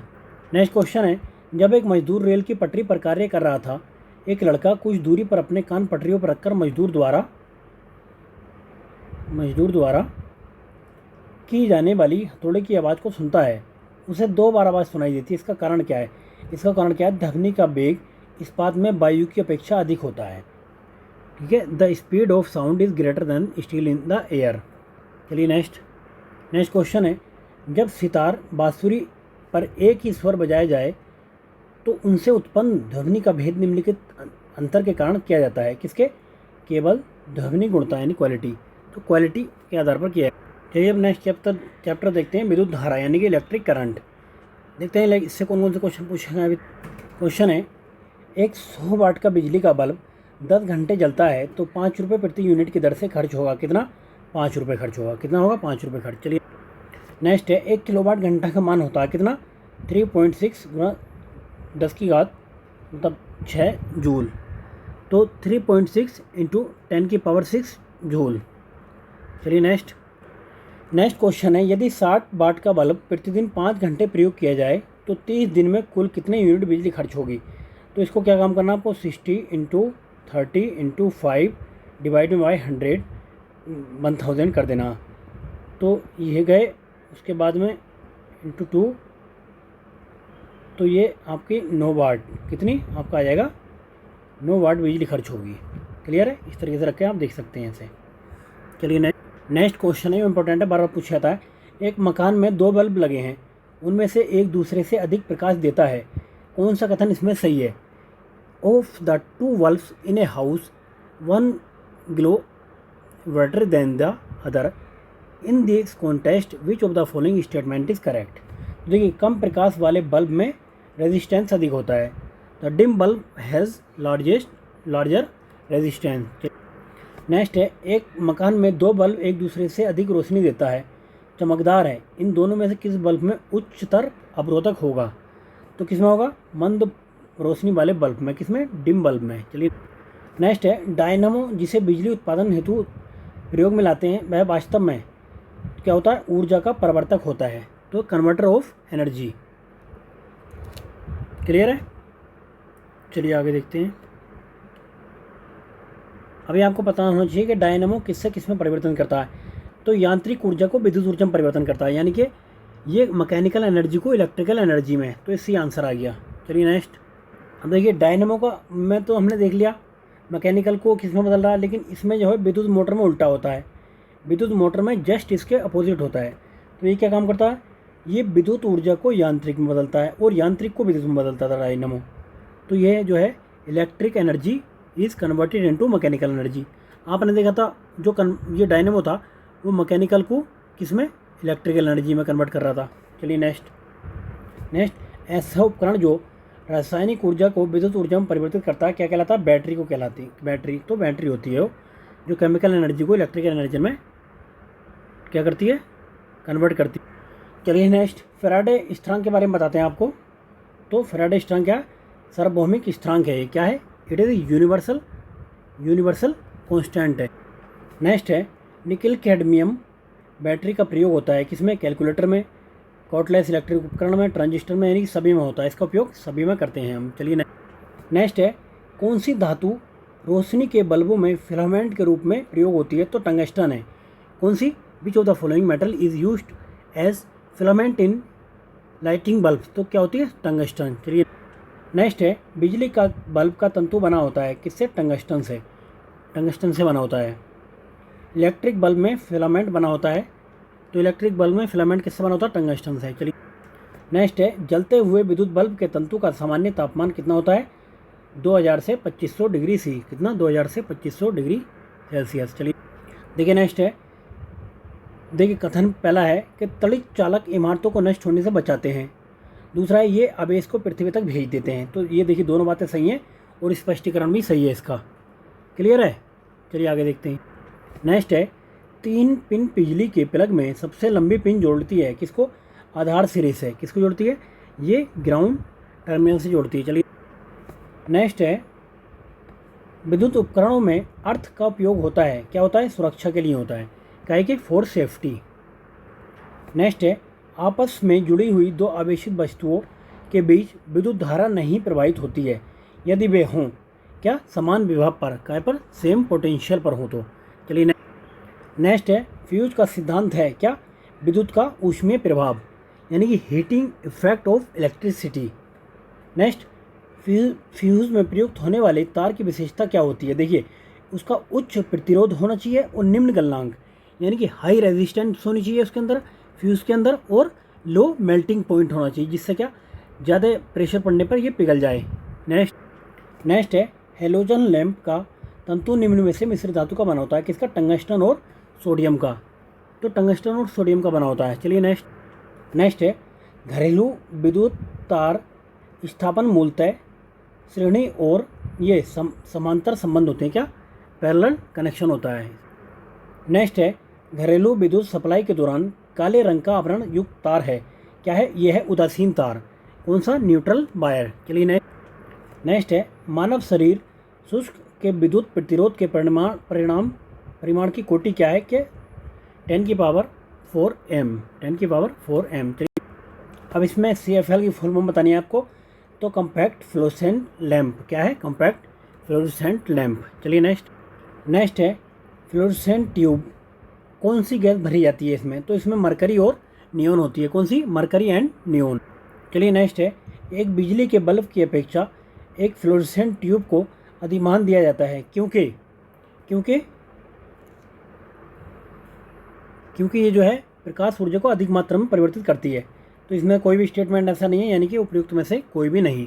चलिए नेक्स्ट है श्वेत प्रकाश को नली में कैसे पैदा करते हैं, तो कैसे करते हैं, अणुओं को दोलित कर, यानी कि by oscillating the molecules. Next विद्युत बल्ब के अंदर कौन सी गैस होती है, तो देखिए इसमें ऑर्गन गैस होती है, ऑर्गन का कोई ऑप्शन नहीं है, तो इनमें से कोई भी नहीं। नेक्स्ट है प्रतिदीप्ति नलिकाओं के साथ चौक असंजित होता है, चौक कुंडली, देखिए लाइन वोल्टेज बढ़ाती है, क्या, setup by the line voltage. Next है एक तार में बहती विद्युत धारा एवं विभवांतर प्रत्येक को 2 गुना बढ़ा दिया जाए तो विद्युत शक्ति क्या होगी, 4 गुना बढ़ जाएगी, कितनी, 4 टाइम बढ़ जाएगी। नेक्स्ट अब देखिए नेक्स्ट देखना ट्रांसफार्मर प्रयुक्त होते हैं कैसे, AC वोल्टेज का उपचयन या अपचयन करने के लिए। Transformer is use for to set up और step down to step up and step down to AC voltage. Clear है। चलिए नेक्स्ट क्वेश्चन है ट्रांसफार्मर का उपयोग निम्नलिखित में से किस उद्देश्य के लिए किया जाता है, तो प्रत्यवर्ती यानी कि AC विभव को ऊंचाई या अपचाई करने के लिए, तो टू सेटअप और सेट डाउन AC वोल्टेज। चलिए नेक्स्ट है एक मोबाइल फ़ोन चार्जर क्या होता है, तो एक अपचाई ट्रांसफार्मर ही होता है। क्या होता है, एक setup down transformer, step down transformer. Next है प्रत्यावर्ती धारा किसके लिए उपयुक्त नहीं है, तो किसके लिए, स्टोरेज बैटरी को चार्ज करने हेतु। तो alternative current is not preferable to charge storage battery. चलिए नेक्स्ट है प्रत्यावर्ती धारा को दुष्ट धारा में यानी कि एसी को डीसी में परिवर्तित करने वाली युक्ति को क्या कहते हैं, तो रेक्टिफायर कहते हैं। The device used for AC current to DC current is called rectifier. चलिए नेक्स्ट है पृथ्वी के चुंबकीय क्षेत्र का कारण क्या है, तो भूकरोट के अंदर की चक्रक धाराएं। तो the earth magnetic field is due to current circulating inside the core. चलिए नेक्स्ट चैप्टर है चालकता यानी कि कंडक्टिविटी। चलिए देखते हैं इससे कैसे क्वेश्चन पूछे गए। नेक्स्ट है अति चालक का लक्षण क्या है, तो यह शून्य पारगम्यता यानी कि जीरो परमेबिलिटी। चलिए नेक्स्ट है अति चालकता किस तापमान पर अत्यधिक आर्थिक महत्व की हो सकती है जिससे लाखों रुपए की बचत होती है, तो ये सामान्य तापमान पर, किससे, at room temperature. Next question है नव अस्वीकृत उच्च ताप अतिचालक है, क्या है ये, सिरेमिक ऑक्साइड। क्या है, सिरेमिक ऑक्साइड। नेक्स्ट है अर्धचालक की चालकता 0 डिग्री केल्विन ताप पर होती है, कितनी होती है, 0। कितनी होती है, 0। चलिए नेक्स्ट है एक अर्धचालक में विद्युत चालन होता है, तो इलेक्ट्रॉन्स और होल्स दोनों के द्वारा। तो electric conduction in a semiconductor take place due to both electrons and holes. चलिए नेक्स्ट है किसी अर्धचालक का प्रतिरोध गर्म करने पर क्या होगा, घटता है। The resistance of it semiconductor on heating, तो डिक्रीज होगा। चलिए नेक्स्ट है कौन सी धातु अर्धचालक की तरह ट्रांजिस्टर में प्रयोग होती है, तो क्या होती है, जर्मेनियम। तो which one of the following metal is use as semiconductor in transistor, तो जर्मेनियम का यूज़ करते हैं। तो ट्रांजिस्टर में क्या यूज़ करते हैं, सिलिकॉन का यूज़ करते हैं। चलिए नेक्स्ट ट्रांजिस्टर का एक महत्वपूर्ण भाग है, क्या है, ये जर्मेनियम है। चलिए नेक्स्ट इसका ये सिलिकॉन आ गया। चलिए नेक्स्ट अब देख लेते हैं कि नाभिकीय भौतिकी यानी कि न्यूक्लियर फिजिक्स से कैसे क्वेश्चन पूछे जा रहे हैं। तो पहला ही क्वेश्चन है कौन सा सही सम्मिलित नहीं है। देखिए मेथान की खोज किसने की थी, हिडेकी युवा। तो डिस्कवरी ऑफ मेथान हिडेकी युवा। दूसरा डिस्कवरी ऑफ ये पॉजिट्रॉन ये की थी CD एंडरसन एंड हेस ने। और तीसरा सूर्य तथा तारों में ऊर्जा उत्पादन का सिद्धांत, तो HA बेथे, ये HA बेथे ने दिया था। तो ये पढ़ाई यूरेनियम का संश्लेषण ये गलत है, यही नहीं दिया था इसने।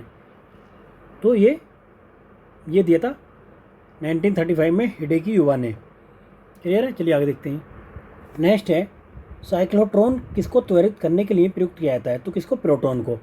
किसको, प्रोटॉन को। चलिए नेक्स्ट है पेयजल में गामा उत्सर्जक समस्थानिक है या नहीं, इसकी पुष्टि निम्नलिखित में से किसके से की जाती है, तो ये प्रस्फुटिक गणक से यानी कि स्टिमुलेशन काउंटर से।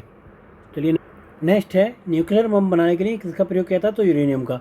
किसका, यूरेनियम का। चलिए नेक्स्ट है परमाणु बम किस सिद्धांत पर आधारित है, तो नाभिकीय विखंडन के। किसके, nuclear fusion. Next hydrogen bomb निम्न में से किस सिद्धांत पर आधारित है, तो ये अनियंत्रित संलयन अभिक्रिया, तो अनकंट्रोल्ड फ्यूजन रिएक्शन। चलिए नेक्स्ट है हाइड्रोजन बम विकसित किया गया था किसने, एडवर्ड टेलर द्वारा। किसने, एडवर्ड टेलर। नेक्स्ट है समृद्ध यूरेनियम क्या होता है, तो ये प्राकृतिक यूरेनियम जिसमें रेडियोधर्मी U-235 आइसोटोप्स का घटक कृत्रिम रूप से बढ़ाया जाता है। तो ये natural uranium in which radio uranium 235 isotopes increase artificially. चलिए नेक्स्ट यूरेनियम के रेडियोधर्मी विघटन का अंतिम उत्पाद क्या है, तो यह है सीसा। क्या है, लीड है। नेक्स्ट निम्नलिखित में से कौन सा रेडियो एक्टिव नहीं है, तो ये जर्कोनियम रेडियो एक्टिव नहीं है। चलिए नेक्स्ट है निम्नलिखित में से कौन सा यूरेनियम समस्थानिक परमाणु ऊर्जा संयंत्र में बिजली उत्पादन में इस्तेमाल किया जाता है, तो क्या, यूरेनियम 235 ये है। नेक्स्ट है विद्युत उत्पन्न करने के लिए कौन सी धातु का उपयोग किया जाता है, तो यूरेनियम का। किसका यूज़ करते हैं हम, यूरेनियम का। नेक्स्ट रेडियोधर्मी पदार्थ उत्सर्जित करता है क्या, मतलब अल्फा गामा बीटा तीनों करता है ना। Radioactive substance emits alpha beta gamma, ठीक है ना, ऑल ऑफ द अबव। चलिए नेक्स्ट है अगर चालू नाभिकीय रिएक्टर में कंट्रोल छड़ों का उपयोग नहीं किया जाए तो क्या होगा, तो देखिए चेन प्रक्रिया सीमा से बाहर चली जाएगी। क्या? Chain process would be go out of the bond. चलिए नेक्स्ट है, भारत का प्रथम परमाणु संयंत्र कहाँ पर लगाया गया था? ये तारापुर में लगाया था। कब? 1969 में। तो ये कब लगा, कहाँ लगा था? ये तो लगा तारापुर में 1969 में। ये नरोरा यूपी में है। नेक्स्ट देखते हैं। नेक्स्ट, ध्रुव पूर्णिमा और साइरस में क्या संबंध है? तो ये भारतीय शोध रिएक्टर हैं। ये क्या है? They are Indian research reactor. Next है, भारत के न्यूक्लियर रिएक्टर में कौन सा ईंधन प्रयुक्त होता है? तो यूरेनियम 238। कौन सा? यूरेनियम 238। कल्पक्कम के बारे में आप सभी जानते हैं। कल्पक्कम क्या है? ये परमाणु संयंत्र है। कहाँ पे? तमिलनाडु में। ये कहाँ पे है? ये तमिलनाडु में है, न्यूक्लियर पावर प्लांट। नेक्स्ट है, इंदिरा गांधी आणविक अनुसंधान केंद्र। ये कहाँ पे है? ये तमिलनाडु में है। Indira Gandhi atomic research centre कहाँ? तमिलनाडु में। चलिए नेक्स्ट, तो इसका मैच करना आपको। हमने बताया था कि कल्पक्कम कहाँ पे है? कल्पक्कम है तमिलनाडु में। तो पहले का तीसरा, कल्पक्कम तमिलनाडु। नरोरा आपका यूपी में है। बी का पहला, पहले का तीसरा। उसके बाद में काकरापार है आपका गुजरात में। तो सी का दूसरा आपका बी आंसर आ गया, काकरापार गुजरात। ट्रोम्बे महाराष्ट्र। क्लियर है? बी आंसर है। चलिए नेक्स्ट। तो फ्रेंड्स अब डिस्कस करते हैं अंतरिक्ष प्रौद्योगिकी यानी कि स्पेस। हमने कंप्यूटर वाला पार्ट छोड़ दिया क्योंकि सभी एग्जामों में वो पार्ट नहीं पूछा जाता। 1-2 नंबर का क्वेश्चन ईजिली पूछा जाता तो आप इजीली कर सकते हो उसको।